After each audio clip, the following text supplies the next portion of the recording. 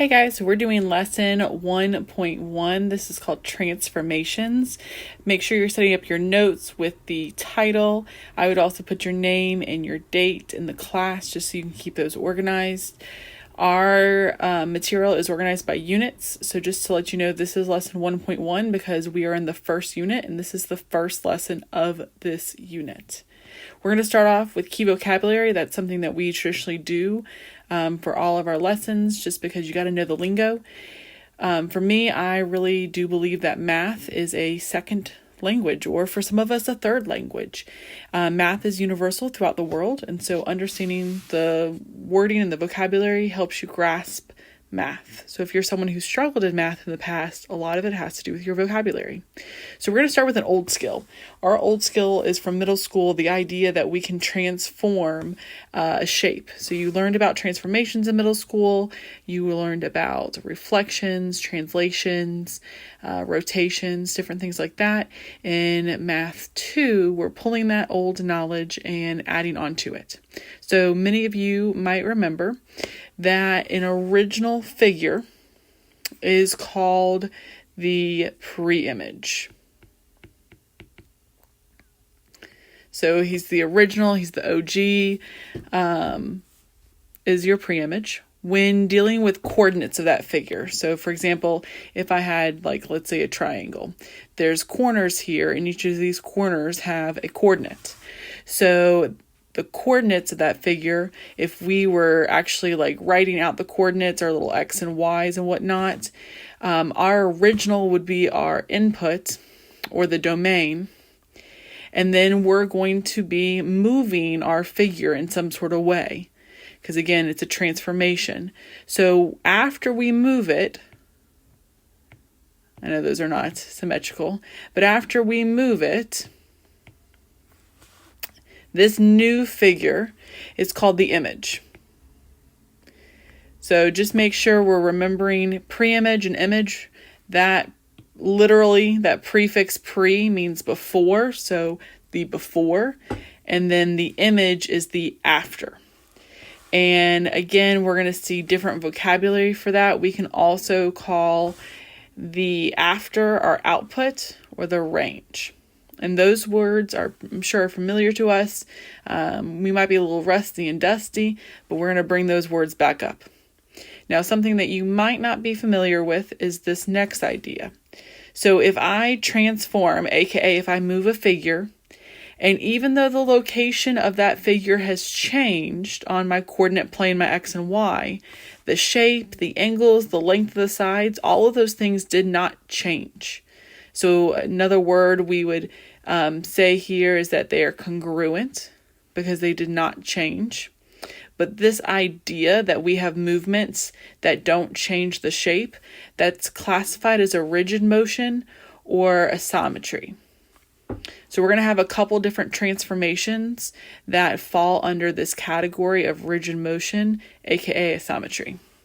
So let's get going into our first one. Don't forget that if you need to pause the video to write this information down, please do. Make sure you're writing separately than listening so that way you can think. So our first transformation that we're getting to is a translation.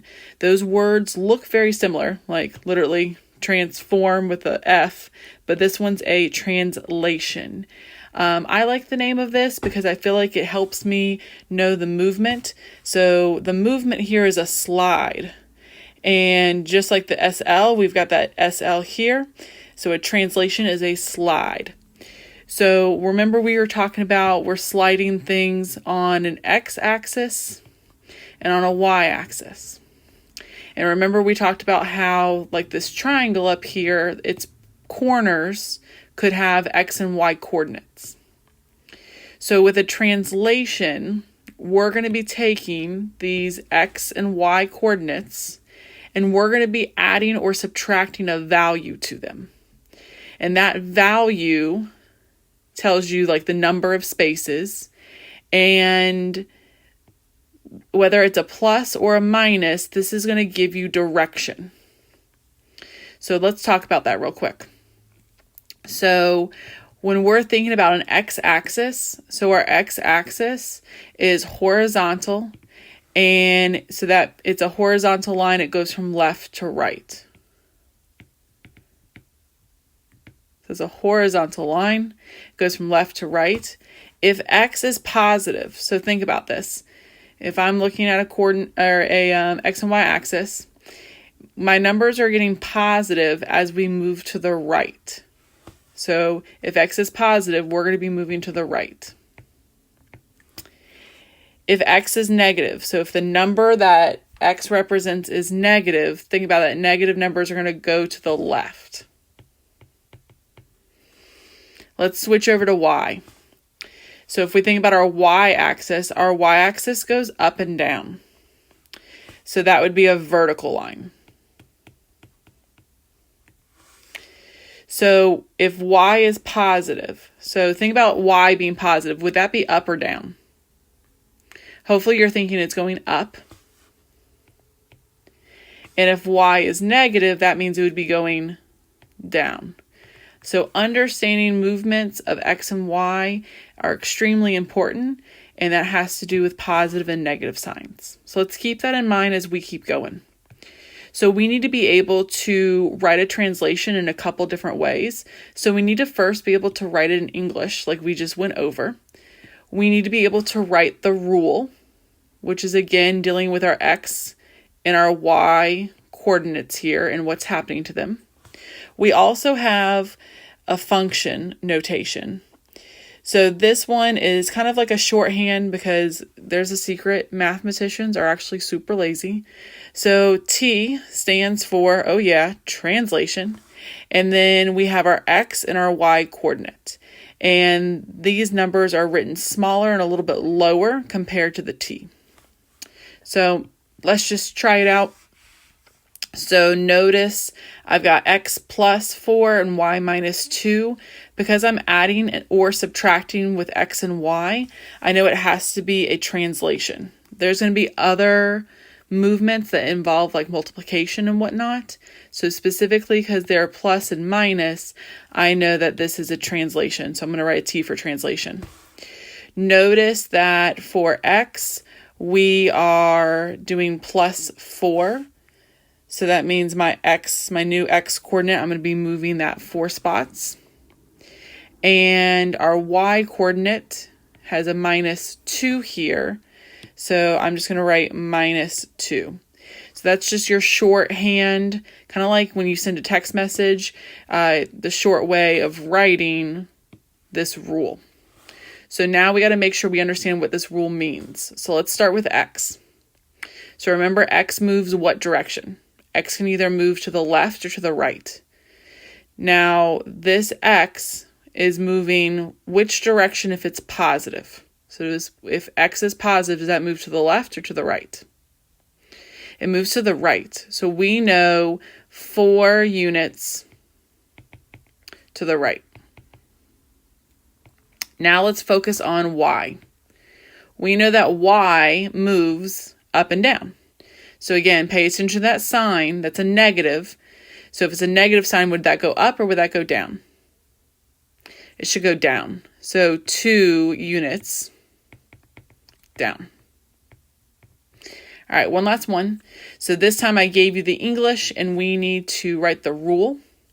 So let's start with this 10 units to the left. 10 units to the left. So the opposite of left would be right. So which one, is it X or no, is it Y? Which one goes left and right? Hopefully you guessed or you knew X. So I know for sure X. And if I'm going to the left would be a negative direction. So I know X minus 10 because I've got this 10 units. I'm going to put a parenthesis and a comma. And now let's switch this last part. 1 unit down. Well, this word down, this is going to be a Y word. And if it's Y and if it's down, it's going to be a negative. So I know Y minus and my number is 1. So again, you got to really stop and think about the wording, whether it's left, right, or up and down, and think about whether that's an X movement or a Y movement. Our shorthand here, our function is T, because it's a translation, and it would be -10, -1. All right. So now that we've got all the writing and the function notation down, let's look at some visuals. So we are going to be actually taking this dot down here, and we are going to be moving him around. And before we get started, make sure you pause the video and sketch your graph. Make sure to count the blocks out. For this graph, I'm going to make this line over to the side here and this one at the bottom. So we're going to have our X and Y axis. So Y to the sky and our X here. And technically right here would be like our origin. All right, so I got my dot right here. My dot is at, let's do our coordinates. 2, 4, 6, 8. So I've got 8 for my X. And then I went up 2 for my Y. So that is my original coordinate. So my original coordinate, again, is my pre-image. So if I wanted to, this is something new for us, if I wanted to call this point, not just 282, but let's say I wanted to call this point H, because henchman over here. We're going to name that there. All right. So now we're going to first learn right here, we're using our rule. So I need to take my X coordinate and I need to go -4. So I'm going to take 8 because 8 is my X and I'm going to subtract 4, which means I'm going to the left 4 units. So, okay, 1, 2, 3, 4. All right, then I've got my Y. My Y is a +2, so that should mean up 2. So 1, 2. And here's my new point. Now, when I go to name this is going to be named with an H. But we have an issue here because now both of these points look the same, like labeling wise, even though this is my pre and this one is my image. So the solution to that is we add a little tick mark above. This tick mark is called a prime. So again, for your image, we're going to make sure to put that little prime mark. So my pre is this 8, 2. And my image is going to be 2, 4, and 2, 4. So again, we've had the rule in between that helped us to know how to move. All right, let's try another one. So we're going to go back to our original here, this H. And now we're going to take X plus 1. So think about what X plus 1 means. Plus 1, and it's an X, so that's going to be to the right 1. So we're going to go to the right 1. And if it's Y minus 2, what does this minus sign mean? Well, that means to go down, and it's going to be 2 spots down. So 1, 2. So this is our H. Now, this is technically another H prime, even though these are 2 separate examples. But again, we've got our original and we've got our new one. All right, pause the video and try the next 2 on your own. Once you're done, press play, and I'm going to go over this.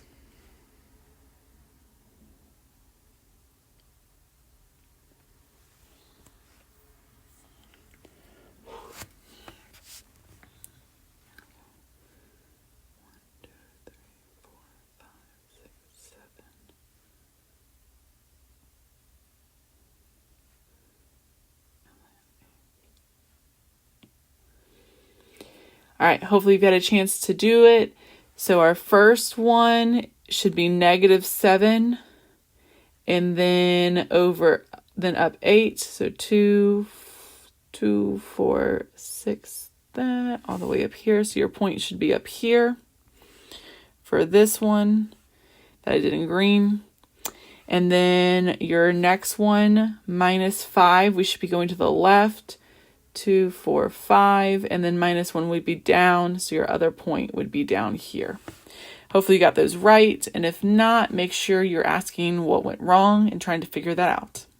All right, so level 2, so not just points but a line. The only difference is that you have 2 points and then you need to connect the dots.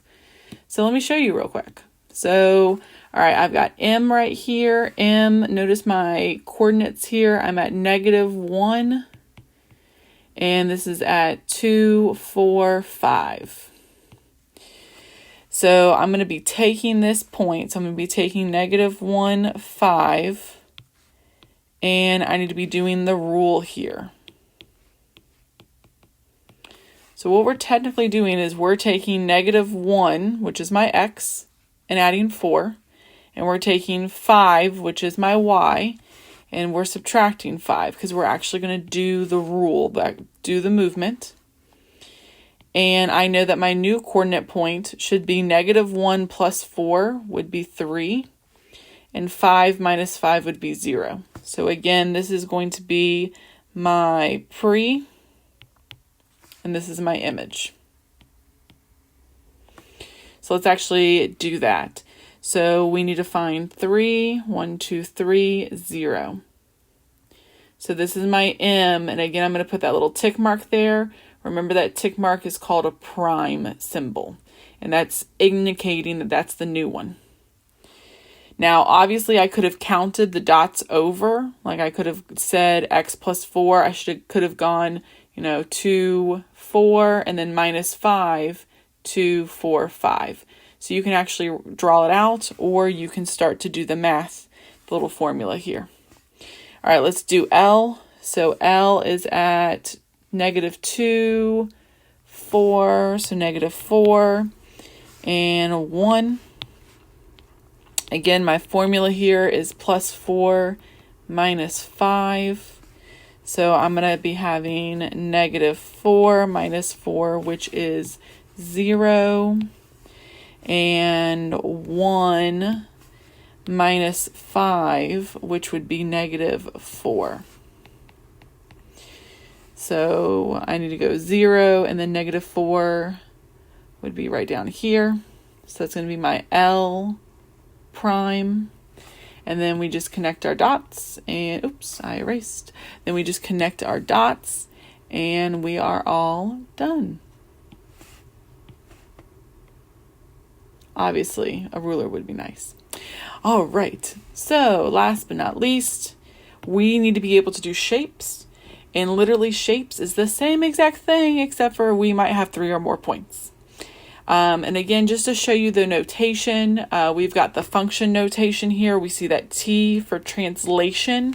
So again, translation. And then we know that this is our X and then our Y. So we're going to be taking 1 point at a time and moving it. Hopefully we can get to the point where we can just do it. So let's find our A. Our A is at -3 and then at 2. Our B is at -1, 2, and C over here is at -3 and at 4. So let's take 1 point at a time, and let's make sure we're labeling as we're going. Let's start with point A. So point A, we need to do x minus 1. So that means we need to go to the left 1. Then we need to do -4, so that means we need to go down 4. 1, 2, 3, 4. So our new A, our image, our A prime is going to be right there at that coordinate point. Now let's jump to B.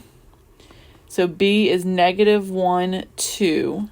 So -1, and now we need to go to the left 1. And then -4 means we go down 4, 1, 2, 3, and 4. Now, if this is my B prime, we can kind of get, smart here. We know we can connect these dots. And notice from A to C at the top, that's 2 blocks. So I can actually go 1, 2 above. And then I have my diagonal here. And we already have now C. We will practice more and we will definitely hit up some tougher problems, but this is the basics again for translations.